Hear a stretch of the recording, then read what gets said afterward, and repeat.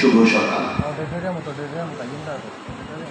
আজকের এই ঐতিহাসিক মাহেন্দ্রখানে উপস্থিত মাননীয় প্রধান অতিথি, বিজ্ঞ মহানগর দায়রা জজ, সম্মানিত যুগ্ম সচিব আইন ও বিচার বিভাগ, সম্মানিত ডিআইজি চট্টগ্রাম রেঞ্জ, চট্টগ্রামে কর্মরত বিভিন্ন পর্যায়ের সহকর্মী বিজ্ঞ বিচারকবৃন্দ,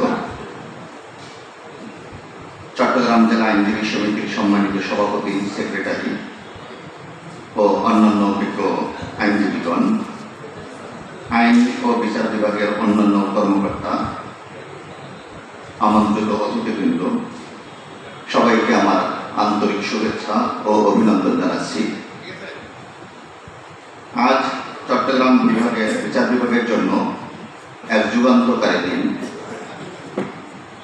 বাংলাদেশের বিচার ব্যবস্থার আধুনিকায়নের ইতিহাসে আজ আমরা এক নতুন অধ্যায় রচনা করতে যাচ্ছি। প্রযুক্তির ছোঁয়ায় ন্যায় বিচারকে মানুষের দোরগোড়ায় পৌঁছে দেওয়ার যে স্বপ্ন আমরা দেখেছিলাম, আজ চট্টগ্রামে ই-ফ্যামিলি কোর্ট বা পেপারলেস পারিবারিক আদালত চালুর মাধ্যমে তার বাস্তব প্রতিফলন ঘটছে।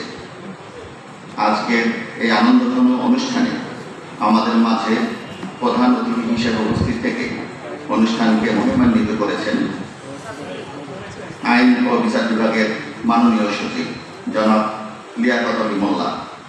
স্যার, আপনার উপস্থিতিতে আমরা অত্যন্ত আনন্দিত ও গর্বিত। ব্যস্ত সময়সূচির মধ্যেও আমাদের মাঝে উপস্থিত হয়ে দিক নির্দেশনা দেওয়ার জন্য আপনাকে চট্টগ্রামবাসীর পক্ষ থেকে জানাচ্ছি আন্তরিক কৃতজ্ঞতা ও উষ্ণ অভ্যর্থনা। সম্মানিত সুধী, আপনারা জানেন বিচার বিভাগের ডিজিটালাইজেশন বর্তমান সময়ের অন্যতম দাবি।